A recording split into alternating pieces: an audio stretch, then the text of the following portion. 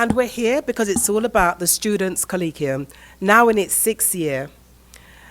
This is a contest among students who are challenged to present well-researched, practical, and financially viable sustainable tourism projects. Dubbed a forum for rising stars in Caribbean tourism, it attracts students enrolled in tourism and hospitality programs, as well as other university college majors who have a passion for the Caribbean and are desirous of making a contribution to the region's development in a sustainable way. This year, teams submitted their business plans and an independent panel of judges evaluated them and chose the top finalists. And who are the judges? We have 3 judges here with us today. First of all, now they have very long CVs, but I'm not going to read them all and they won't mind, but I will make a quick introduction. The first judge is Andrea Hutchinson, who has over 20 years of experience in event management and public relations, specializing in destinations, luxury and all-inclusive hotels. Ms. Hutchinson's career began as the public relations director of the all-inclusive Caribbean resort Super Clubs. Let's welcome her. Please stand.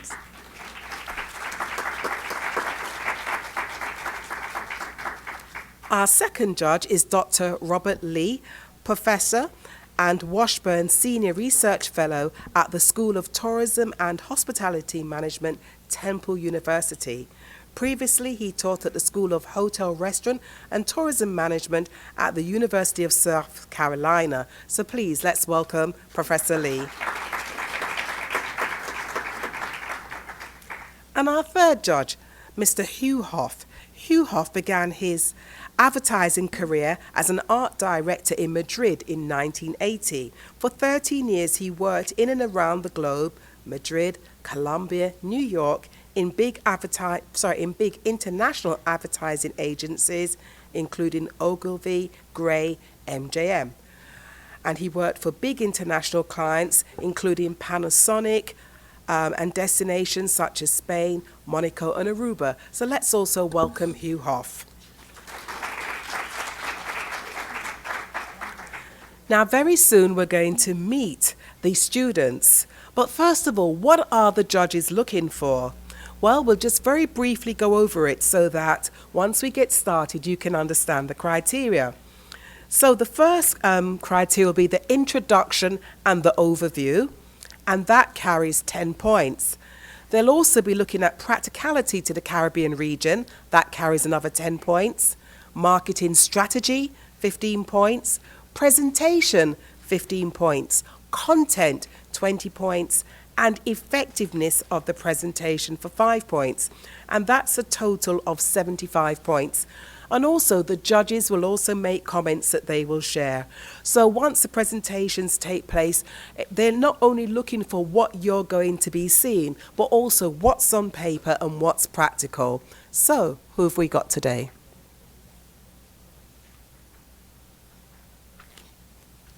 Right, so today, and we have, now what I'm going to ask you to do is I'll read out all the entrants and then at the end we'll have one applause, okay? So first of all, it will be the College of the Bahamas with Kerry Cartwright, Travis Robinson, Kendall Sands, and I think that's Ianta Stubbs.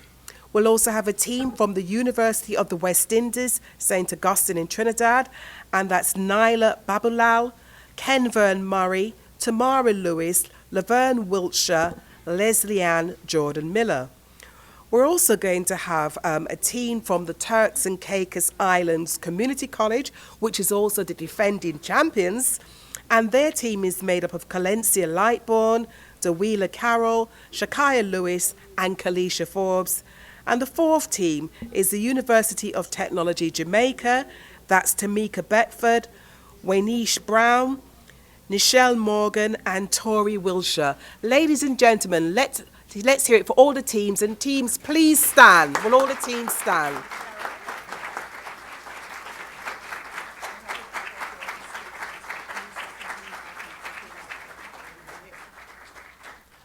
Thank you all. We wish you the best of luck. We also want to recognize the presence of a team of 40 students from the EGC Martinique School. Are those students here? Well, stand. Come on. Thank you. I see you're well branded as well. Thank you for taking the time to join us. So, how's it going to be today?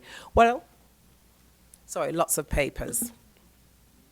Well, once the teams are on stage, there'll be no break. We'll call each team up, they'll set up, and then they will start their presentations. Now, really, what we always want to remind the audience is if you could be quiet between the presentations, because it's actually quite nerve-wracking for people to be up there.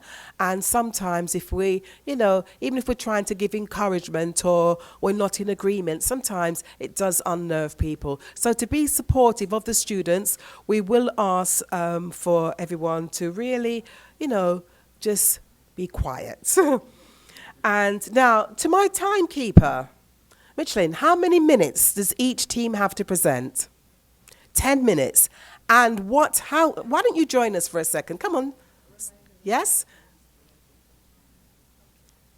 Because what I want her to do, being the timekeeper, is just to ensure that we are all aware of the rules. Okay. Good evening, everyone. Well, I just want to acknowledge as well, we have 20 students from Guyana, so if they can please stand up. French Guyana? Okay, there they are in the back. Welcome.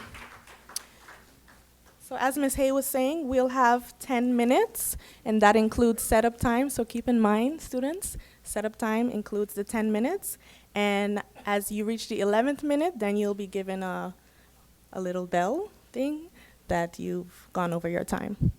Okay? Thank you very much, and she is our timekeeper. Now, of course, events like these cannot work without sponsorship, so I just want to take a moment to recognize the sponsors that we have here, and I hope they're present. Academy Engraving. Do we have the representative from Academy Engraving here yet? Well, even if they're not here yet, we do appreciate the sponsorship and thank them very much. City Tech Solutions. Yes, we have a young man here. And also the St. Kitts Tourism Authority. I know that they're here, but anyway, we just really want to thank the sponsors because without them, we really couldn't do this. Now, we're going to get straight to the moment where we're going to invite the first team on stage. And timekeeper, do they have any time to set up and then you indicate when their 10 minutes start? Is that how it works? No time to set up? Goodness. It's part of the 10 minutes. Well, you know what they say, use that time wisely. Now, I hope I've got this in the right order. It says that the first team to present is the College of the Bahamas from Nassau. Is that correct? Then join us on stage. Let's give them let's support them.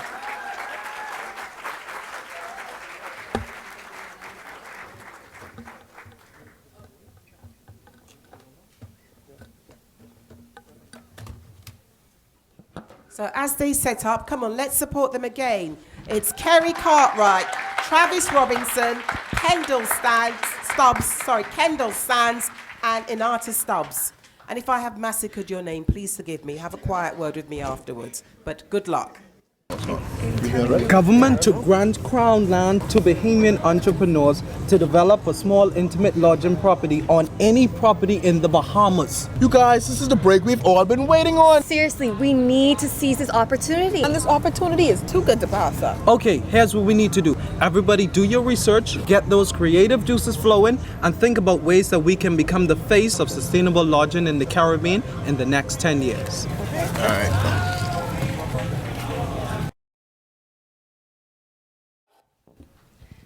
Hey guys! Hey! Listen, last time we met, I mentioned this great idea of creating a business plan for a small sustainable lodge. I hope you guys did your homework. So, Ayante, have you been? Well, I just came back from this amazing conference in Paris that talked about tourism and sustainability. Just remember this, 1.5 to stay alive. So, Kendall, how are you? Well, you know, the Bahamas just had its second annual Junction Carnival. So y'all better believe I was on the road. Be ready for the road. No, Carrie? Anyway, I've been good. Just really thinking about this crown land. I think I found the perfect location. We should have our intimate lodging establishment on Andros. Why Andros? Andros is the largest island in the Bahamas, even larger than some of our Caribbean countries. It also has the third largest barrier reef in the world. Andros also has the highest concentration of blue hosts than anywhere else in the world. It's home to the Seminole Indians, whose culture still emanates in the lives of the locals today. Wait, y'all talking about Andros that's west of the tongue of the ocean? Yes, Travis, that Andros that has the largest carbon sequestration in the world. And you know, there's a lot of wildlife because Andros is virtually untouched. A lot of green spaces, a lot of bird watching. Speaking of birds, don't they have that one creature over there or something? Yeah, like a bird-type mythological creature. I think it's called The Chickcharney. And you know, I heard that. Wait, hold on. Someone describe the Chickcharney again to me. Okay, listen. Rumor has it that the Chickcharney stands at 3 feet tall. It has 3 toes on each foot, 3 fingers on each hand, a tail, the head of an owl, and bloodshot red eyes. That sounds scary. Wait, guys, don't you think that would be the ideal name for our bed and breakfast?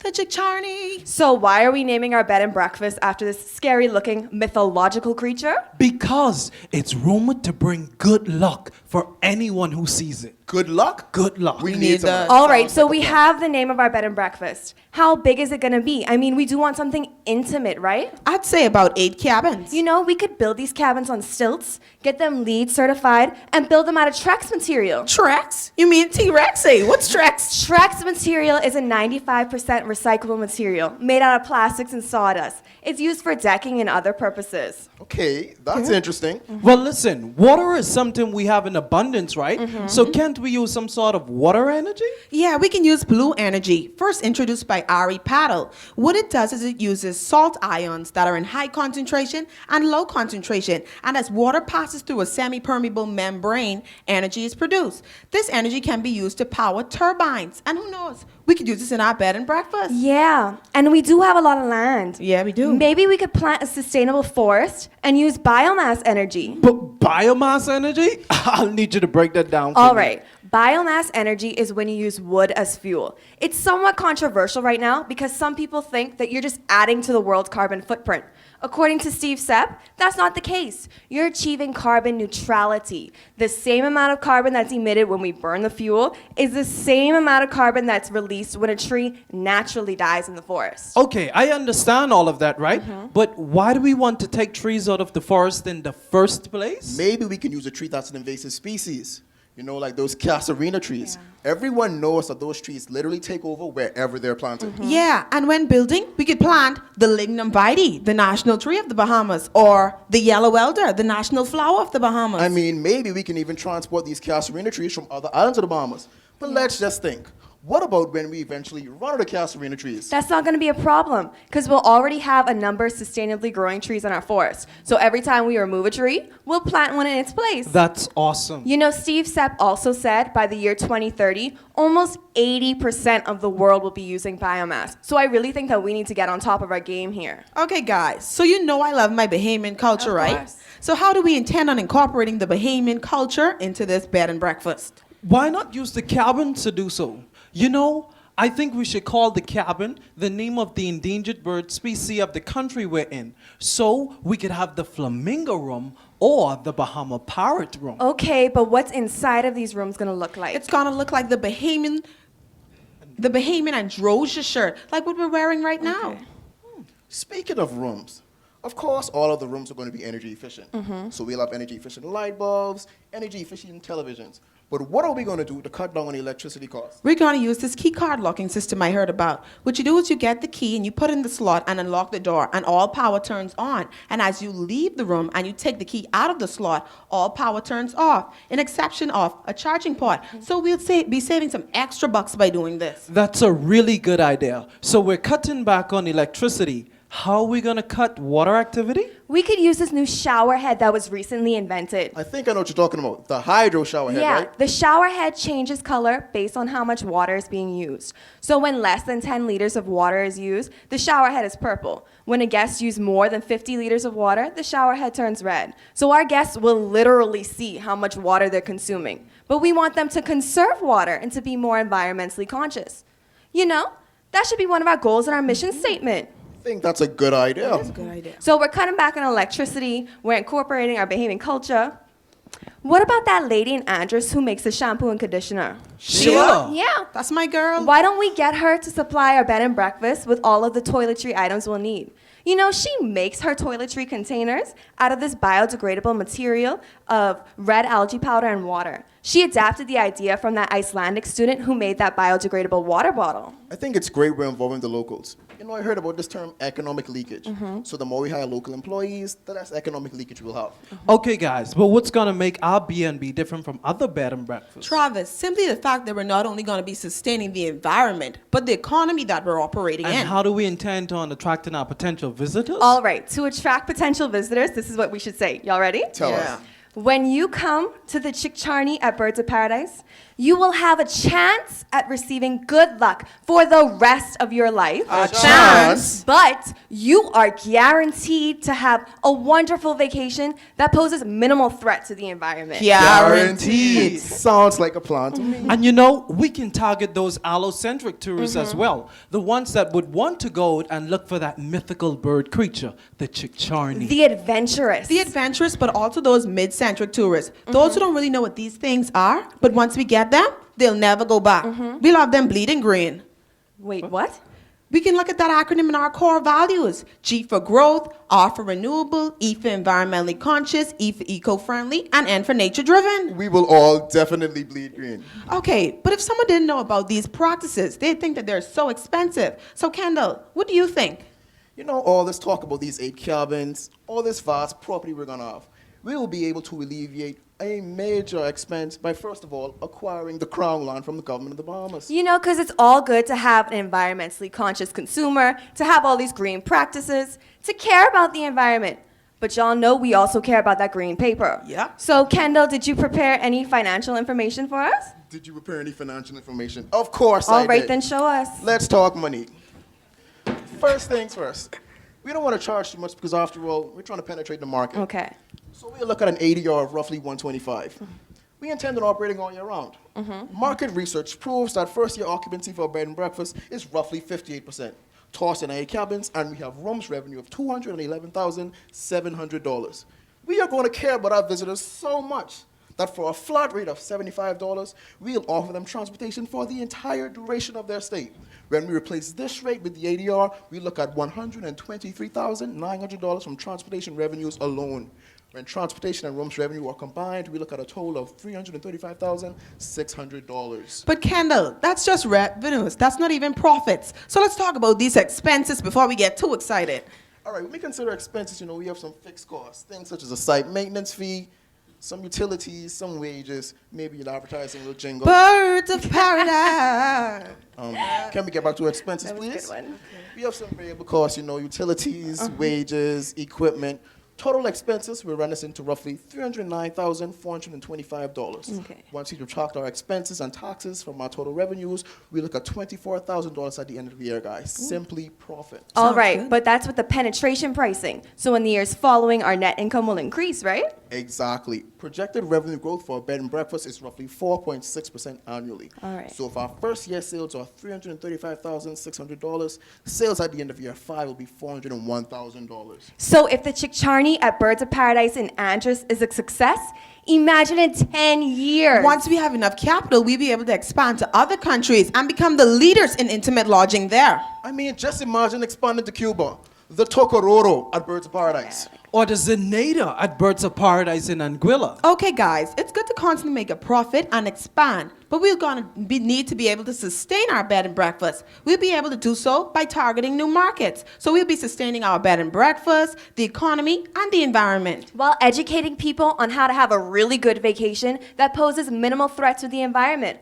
We'll have them bleeding green here and throughout the region. Okay, guys, let's get back to that jingle. That was real catchy. Birds of paradise here to see, connecting islands across the sea, spending time intimately while practicing sustainability at the Chick Charney.